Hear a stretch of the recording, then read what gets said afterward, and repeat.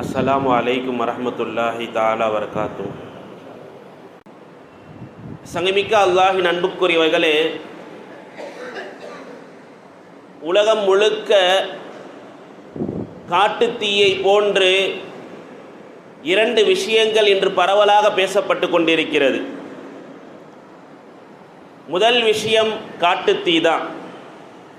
இரண்டாவது, ஹமாஸ் மற்றும் இஸ்ரேலுக்கு மத்தியில் அந்த போர் நிறுத்தத்தை பற்றி உலகம் முழுக்க பேசப்பட்டு கொண்டிருக்கிறது. இந்த விஷயங்கள் எல்லாம் ஏன் சொல்லப்பட வேண்டும் என்ற யோசனை வந்தால் நாம் நபி ஸல்லல்லாஹு அலைஹி வஸல்லம் சஹாபாக்களை பார்க்கலாம். காரணம், உலகத்திலே ஒரு நிகழ்வு நடக்கிறது என்று சொன்னால் அதிலே ஒவ்வொரு முக்மீனுக்கும் ஒரு படிப்பினை இருக்கிறது என்றை நாம் ஒழுக வேண்டும். ஒரு முஸ்லீமுக்கு ஒரு நிகழ்ச்சியை பார்க்குறாரு, சாதாரண ஒரு நிகழ்ச்சி தான், அந்த நிகழ்ச்சியிலும் அல்லாஹ் சுப்ஹானஹு வ தஆலா ஒரு படிப்பினையை வைத்திருப்பான். ஒன்றுமல்ல, ஒரு சஹாபி தெரு ஓரத்தில் உட்கார்ந்துக்கிட்டு இருக்கிறாங்க. அப்பொழுது ஒரு மனிதர் தன்னுடைய மாட்டை ஓட்டி கொண்டு சென்று கொண்டிருக்கிறார். அந்த மாடு திடீரென்று முரண்டு பிடிக்கிறது. உடனே அந்த மனிதர் ஒரு குச்சியை எடுத்து அந்த மாட்டை தட்டுகிறார். அந்த மாடு சரியாக போகிறது. இதை பார்த்து கொண்டிருந்த சஹாபி, இது ஒரு நிகழ்வு தானே, அப்படி என்று இருக்காமல் அவர்களுடைய உள்ளத்தில் தோன்றியதை இவர்கள் வெளிப்படுத்தினார்கள். நானும் இப்படித்தான் நல்ல அமல்களை செய்வதில் முரண்பிடித்து கொண்டிருக்கிறேன், நாளை அல்லாஹ் சுப்ஹானஹு வ தஆலா என்னை இப்படித்தானே அடிப்பான் என்ற அச்சம் வந்தது. அந்த சஹாபி அல்லாஹ் அக்பர் என்று சொன்னார்களாம். இதே போல தான் அது சாதாரண நிகழ்ச்சி என்று இல்லாமல் காட்டுத்தீ பரவுகிறதே, நாளை மறுமையில் இதே போன்ற ஒரு காட்டுத்தீ வரும் என்று நபிகள் நாயகம் ஸல்லல்லாஹு அலைஹி வஸல்லம் 10 அடையாளங்களில் ஒரு அடையாளங்கள் சொன்னார்களே என்ற சிந்தனை நமக்கு வர வேண்டும். இன்னைக்கு அமெரிக்காவுடைய லாஸ் ஏஞ்சல்ஸில் காட்டுத்தீ அவ்வளவு பரவுகிறது. கடந்த 10 நாட்களாக பல்லாயிரக்கணக்கான ஏக்கர்கள் சாம்பலாகி போயிருக்கிறது. பல நபர்கள் அவர்களுடைய வீட்டை விட்டும், பல நபர்கள் 1 லட்சத்திற்கும் மேலே, பல உலகத்திலே இருக்கின்ற ஆடம்பரமாக எவ்வளவெல்லாம் கட்டுமான பணிகள் இருக்குமோ அந்த பில்டிங்குகள் எல்லாம், அந்த கட்டிடங்கள் எல்லாம் சாம்பலாய் போயிருப்பதை நாம் என்ன செய்யணும், கண்கூடாக பார்க்கிறோம். இதுதான் ஆடம்பரம் என்பது, அந்த அலுச்சாட்டியங்கள் என்பது சில நிமிடங்களில் அல்லாஹ் சுப்ஹானஹு வ தஆலாவுடைய அந்த கண்ணுக்கு பார்வையில் என்ன செய்து அழிந்து போய்விடும் என்பதற்கு இதெல்லாம் அத்தாட்சி. இது எல்லாம் அல்லாஹ் சூரத் யூசுஃபினுடைய 111வது வசனத்தில் சொல்லி காட்டுவான். லக்கத் கான ஃபீ கஸஸிஹிம், மனிதர்களுக்கு நடக்கின்ற நிகழ்வுகளிலே, மனிதர்களுக்கு நடந்த வரலாறுகளிலே அல்லாஹ் வைத்திருக்கிறான் இபரத்துல் லிஉலில் அல்பாப், அறிவுடையவர்களுக்கு அதிலே படிப்பினை இருக்கிறது என்று அல்லாஹ் சுப்ஹானஹு வ தஆலா சொல்லி காட்டுகிறான். பார்க்கின்ற காட்சிகள் அத்தனையுமே நாம் படிப்பினை பெற வேண்டும். உடனே இப்படி வந்துட்டாங்க எல்லாருமே.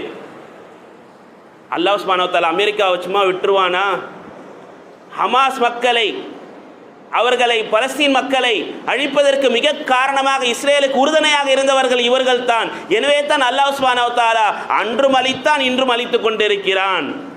கடந்த செப்டம்பர் 2024 அமெரிக்காவினுடைய ஒரு வட கரோலினா என்ற ஒரு இடத்திலே புயல் தாக்கியது. ஹெலினா என்ற புயல் தாக்கி பல நபர்கள் அங்கே என்ன செய்தார்கள், மறிந்தார்கள், அவர்களுடைய வீடுகளை இழந்தார்கள், பல கோடி நஷ்டம் ஏற்பட்டது. எப்போ? செப்டம்பர் மாதத்தில். அடுத்து அல்லாஹ் சுப்ஹானஹு வ தஆலா அவர்களுடைய இன்னொரு மாகாணத்திலே, புளோரிடா என்ற ஒரு மாகாணத்தில் என்ன செய்தான் அல்லாஹ் சுப்ஹானஹு, பெரிய ஒரு புயல் காற்றை என்ன செய்தான், ஒரு வீச செய்தான். காற்று பலமாக தாக்கியது. அதிலே பல நபர்கள் என்ன செய்தார்கள், மரணித்தார்கள். அவர்கள் பல நபர்கள் தங்களுடைய வீடுகளை இழந்தார்கள். காரணம் என்ன தெரியுமா?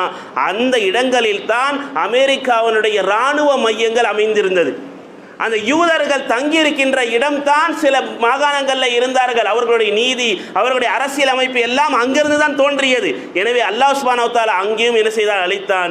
இப்பொழுதும் லாஸ் ஏஞ்சல்ஸில் என்ன செஞ்சுட்டு இருக்கா, அழிச்சிட்டு இருக்கிறார் என்ற ஒரு செய்திகள் பரவி கொண்டிருக்கிறது. சங்கமிக்க அல்லாஹின் அன்புக்குரியவர்களே, நாம் ஒரு முஸ்லீமாக ஒவ்வொரு நிகழ்ச்சியிலிருந்தும் படிப்பினை எடுக்க வேண்டுமே தவிர அல்லாஹுடைய தண்டனைத்தான் இது, அல்லாஹுடைய சாபக்கேடு தான் இது சாபத்தீ, இது காட்டுத்தீ அல்ல, இது சாபத்தீ அவர்களுக்கு என்று நாம் அவர்களின் மீது இந்த நேரத்திலே குற்றம் சுமத்துவது சரியல்ல.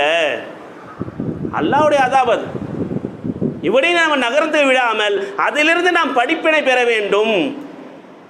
அதில் இருக்கின்ற விஷயங்களை பார்த்து, அங்கே மரணிக்கின்ற மக்களை பார்த்து நாம் என்ன செய்யணும்? படிப்பினை எடுக்க வேண்டும். இவ்வளவுதானே தவிர நாம் ஒருபோதும் அவர்களுக்கு துவா செய்யாமல் அழிஞ்சிட்டே போட்டோம் அப்படிப்பட்ட வார்த்தைகளை ஒருபோதும் நாம் பேசுவதில் ஆகாது. நபிகள் நாயகம் ஸல்லல்லாஹு அலைஹி வஸல்லம் அப்படி நமக்கு கற்றுக் கொடுக்கவில்லை.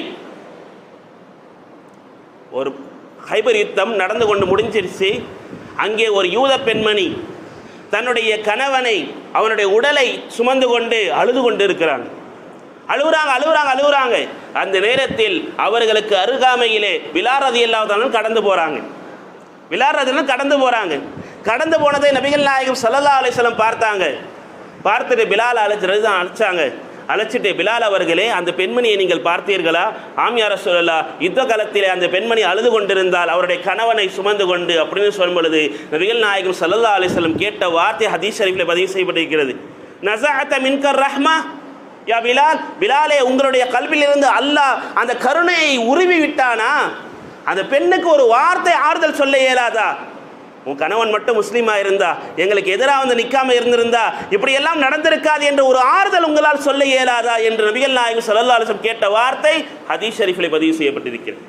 அப்போ இஸ்லாமியர்கள், ஒரு முஸ்லிம் மக்கள் யாருக்காவது ஆபத்துகள் வருகின்ற நேரத்தில் வார்த்தைகளை பேசாமல் நல்ல மனிதரோடு பிறர் நலம் நாடுதல் என்பதுதான் இங்கே இருக்க வேண்டும். அவர்களுக்கும் அல்லாஹ் ஹிதாயத்தை கொடுக்க வேண்டும் என்ற அந்த எண்ணம் தான் இருக்க வேண்டுமே தவிர ஒருபோதும் மாற்று கருத்துக்களை என்ன செய்யக்கூடாது? எதிர்மறையான கருத்துக்களை பேசக்கூடாது. நெகட்டிவான திங்ஸ் என்ன செய்யக்கூடாது? இந்த நேரத்தில் வரக்கூடாது. நபிகள் நாயகம் ஸல்லல்லாஹு அலைஹி வஸல்லம் நமக்கு சொல்லி காட்டது எதுதான்? அல்லாஹ் சுப்ஹானஹு வ தஆலா ஒருவனால் மட்டும்தான் அந்த நெருப்பை கொண்டு தண்டிக்க முடியும். நபி ஸல்லல்லாஹு அலைஹி வஸல்லம் காலத்தில் 2 மனிதர்கள் ஒட்டகங்களை மிக மோசமாக அறுத்துட்டாங்க. எந்த அளவுக்குன்னா, கர்ப்பிணியாக இருக்கின்ற அந்த நேரத்தில் ஒட்டகத்தை நின்ற வண்ணமாக என்ன செஞ்சாங்க? அப்படியே அறுத்து அதை மிகவும் மோசமானதாக ஆக்கினாங்க. இதை கண்டிக்கும் விதமாக நபி ஸல்லல்லாஹு அலைஹி வஸல்லம் இப்படி சொல்லி அனுப்புனாங்க ஒரு கூட்டத்துக்கு, அந்த 2 பேரையும் போயிட்டு எரிச்சிருங்க அப்படின்னாங்க. நபி ஸல்லல்லாஹு அலைஹி வஸல்லம் சொல்லிட்டாங்க. அவங்க கிளம்பக்கூடிய நேரத்தில் நபி ஸல்லல்லாஹு அலைஹி வஸல்லம் நிறுத்திட்டு சொன்ன வார்த்தை ஹதீஸ் ஷரீஃபில் இருக்கிறது. வஇன்னன் நார லா யுஅஸிபு பிஹா இல்லல்லாஹ், நிச்சயமாக இந்த நெருப்பு இருக்கிறது, இந்த நெருப்பை கொண்டு தண்டிப்பவன் அல்லாஹ்வை தவிர வேறு யாரும் கிடையாது. எனவே அவரை நீங்கள் பார்த்தால் கொலை செய்யுங்கள், எரிக்காதீர்கள் சொன்னாங்க. அப்ப எரிப்பது என்பது, அந்த தண்டனை என்பது அது அல்லாஹ்வுடைய புறத்திலிருந்து ஏற்படக்கூடியது தானே தவிர நாம் ஒருபோதும் செய்யக்கூடாது என்பதை நபிகள் நாயகம் ஸல்லல்லாஹு அலைஹி வஸல்லம் சுட்டியதாக ஹதீஸ் ஷரீஃபில் நம்ம பார்க்க முடிகிறது. எந்த அளவுக்குன்னா ஹதீஸில் வருது, ஒரு நபி ஒரு இடத்துல ஒரு மரத்துக்கு கீழே போய் என்ன செஞ்சிருக்கிறாங்க? உட்கார்ந்துருக்கின்ற அந்த தருணத்திலே ஒரு எறும்பு அவர்களை வந்து என்ன செய்தது? தீண்டி விட்டது, கடிச்சிருச்சு. உடனே அந்த நபிக்கு கோபம் வந்ததாம். எந்திரிச்சு அந்த இருக்கின்ற புத்துல இருக்கின்ற அத்தனை எறும்புகளுக்கும் என்ன செய்ய? நெருப்பை வச்சு விட்டாங்க. அப்பொழுது அல்லாஹ் சுப்ஹானஹு வ தஆலா ஹதீஸ் குதீஸில் கேட்டதாக நமக்கு ஹதீஸ் ஷரீஃபில் பதிவு செய்யப்பட்டிருக்கிறது. நபி அவர்களே, உங்களை தீண்டியது ஒரு எறும்பு தானே, அதற்கு பகரமாக இத்தனை எறும்புகளையும் அந்த துதிப்பாடி கொண்டு அல்லாஹ்வை தஸ்பீஹ் செய்து கொண்டிருந்த அத்தனை எறும்புகளையும் நீங்கள் எரித்து விட்டீர்களே, ஃபஹரக்த உம்மத்தம் மினல் உமமி அப்படின்னு ஹதீஸ் ஷரீஃபில் பதிவு செய்யப்பட்டிருக்கிறது. ஃபஹல்லா நம்லத்தன் வாஹிதன், உங்களை கடித்த அந்த எறும்பை மட்டும் நீங்கள் அழித்து விட்டு மற்றதையெல்லாம் விட்டு இருக்கலாமே, அத்தனையும் நீங்கள் எரித்து விட்டீர்களே, உங்களுக்கு யார் எரிக்கின்ற அந்த அருகதை சக்தியை கொடுத்தது என்று கேட்டதாக நாம் ஹதீஸ் ஷரீஃபில் பார்க்க முடிகிறது. சங்கைமிக்க அல்லாஹின் அன்புக்குரியவர்களே, இந்த நேரத்தில் ஒரு முக்மீனுடைய நிலை எப்படி இருக்க வேண்டும்?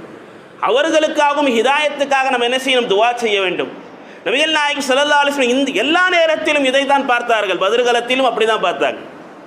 பதிர்களத்தில் சஹாபா பெருமக்கெல்லாம் தயாராகிட்டு இருக்கிறாங்க. அப்போது நபிகள் நாயகம் ஸல்லல்லாஹு அலைஹி வஸல்லம் சொன்னாங்க, நமக்கு எதிரிகளாக பல நபர்கள் வந்து நிற்பார்கள், அதிலே சில நபர்கள் அவர்களாக வந்திருக்க மாட்டார்கள், அவர்கள் நிர்பந்தப்படுத்தி இருப்பாங்க. முஷ்ரிக்கீன்கள் நீங்கள் வந்து தான் ஆகணும் என்று நிர்பந்தப்படுத்தி இருப்பாங்க. அதில் பனு ஹாஷிமுடைய என்னுடைய குலத்தார்களும் இருப்பார்கள், மிக முக்கியமாக அப்பாஸ் அவர்கள் இருப்பார்கள். இவர்களெல்லாம் நீங்கள் என்ன செய்து விட? தண்டித்து விட வேண்டாம், அவங்களெல்லாம் அடிச்சிடாதீங்க அப்படி என்று நபிகள் நாயகம் ஸல்லல்லாஹு அலைஹி வஸல்லம் சொன்னாங்க. இதை ஒரு சஹாபி அபூ ஹுதைஃபா என்ற ஒரு சஹாபி கேள்விப்படுறாங்க. அவங்க யார் என்று சொன்னால் எதிரிகளுடைய படையில, முஷ்ரிகீன்களுடைய படையில இருக்கின்ற உத்பா என்பவருடைய மகன். இவங்க இஸ்லாமை ஏற்றுக்கிட்டாங்க. ஆனால் அவர் இஸ்லாமை ஏற்றுக்க அவர் தலைவராக இருக்கிறார் முஷ்ரிகீன்களுக்கு. அப்பொழுது இந்த சஹாபி சொன்ன வார்த்தை வரலாறுல பதிவு செய்யப்படுகிறது. நஹனு நக்துலு அபாஅனா வ அப்னாஅனா வ இஹ்வானனா வ அஷீரத்தனா, நாங்க எங்களுடைய தந்தைமார்களை கொலை செய்யணும், எங்களுடைய சகோதரர்களுக்கு போரிடணும், எங்களுடைய மகன்களை கொலை செய்யணும், எங்களுடைய குடும்பத்தார்களை செய்யணும். ஒ நத்ருகுல் அப்பாஸ் அவர்களை மட்டும் விட்டுடணுமா? இது என்ன நியாயம்? அப்படி என்று அந்த சஹாபி பேசினாங்க. இது நபிகள் நாயகம் ஸல்லல்லாஹு அலைஹி வஸல்லம் காதுக்கு போயிருச்சு. போர்னு வந்தால் எல்லாரும் ஒன்று தானே, அது என்ன நபி ஸல்லல்லாஹு அலைஹி வஸல்லம் அவங்களுடைய குடும்பத்தாரை மட்டும் பார்க்கறது என்று, நான் என்னுடைய தந்தைக்கு என்னுடைய தந்தையை நான் அடிப்பதானே செய்வேன் அப்படின்னு அந்த சஹாபி பேசின உடனே இந்த செய்தி நபி ஸல்லல்லாஹு அலைஹி வஸல்லம் காதுக்கு போச்சு. அப்பொழுது பக்கத்தில் இருந்த உமர் ரலியல்லாஹு தஆலா சொன்னாங்க, யா ரசூலல்லாஹ் எனக்கு அனுமதி கொடுங்கள், இவரே உங்களுடைய வார்த்தைக்கு மாறாக என்ன செய்கிறார், பேசுகிறார், அவருடைய தலையை நான் துண்டித்து விடுகிறேன். அப்போ நபிகள் ஸல்லல்லாஹு அலைஹி வஸல்லம் கையை பிடிச்சிட்டு சொன்னாங்க, உமரே அவர் யார் தெரியுமா? 2 ஹிஜ்ரத்துகளை செய்தவர், அபிசீனியாவுக்கும் ஹிஜ்ரத் செய்திருக்கிறார்.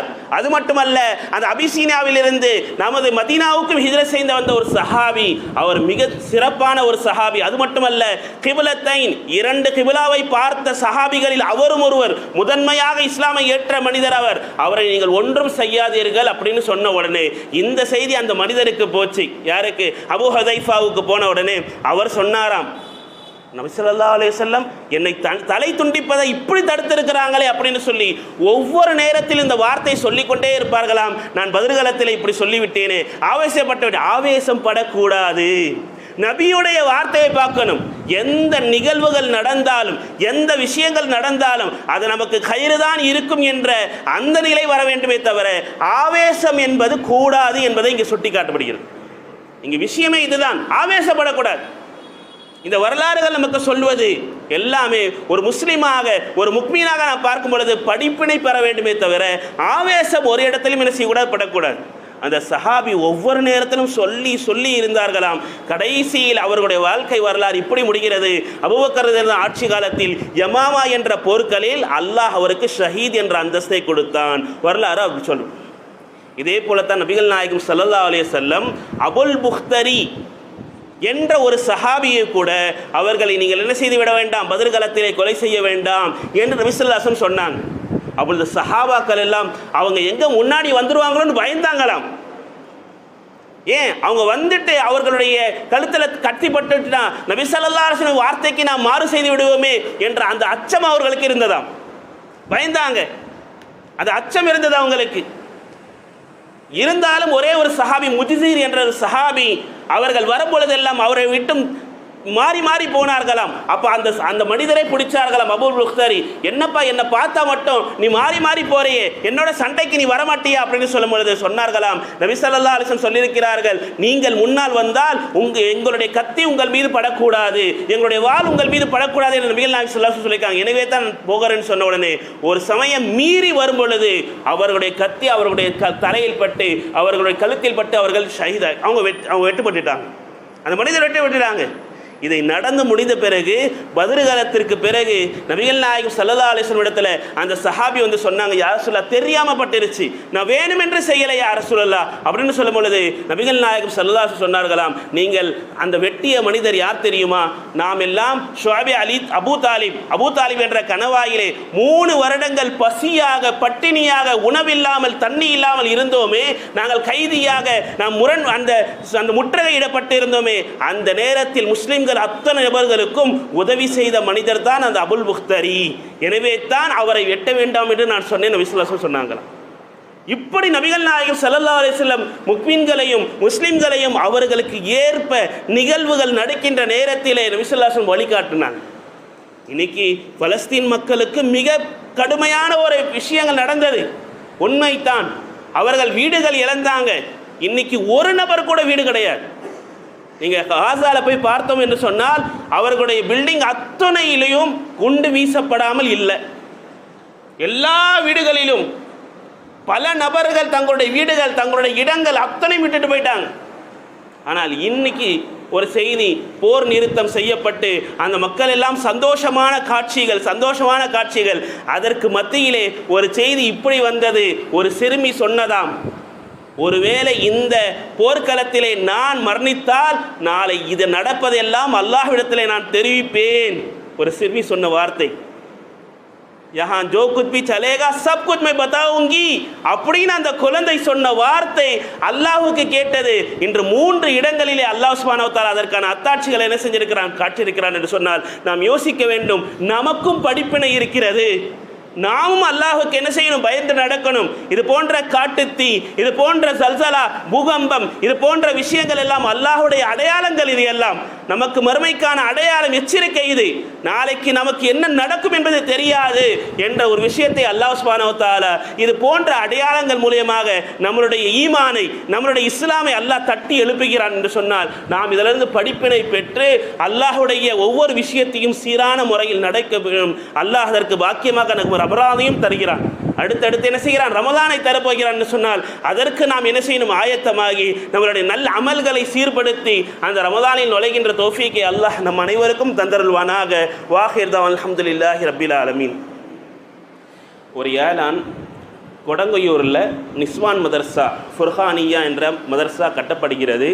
அல்ஹம்துலில்லாஹ், பெண்களுக்கு மிக முக்கியமான ஒரு விஷயம் அது. அல்லாஹ் ஒரு பெரிய ஒரு ஸ்தாபனத்தை, ஒரு கட்டிடத்தை எழுப்புகிறான் என்று சொன்னால் அந்த விஷயத்தில் நம்மளுடைய உதவி என்பது என்ன செய்யணும், இருக்க வேண்டும். ஜுமாவுக்கு பிறகு வசூல் செய்யப்படும். எனவே நம்மால் இயன்ற அளவிற்கு அதற்கு கொடுப்பதற்கான தௌஃபீக்கை அல்லாஹ் நம் அனைவருக்கும்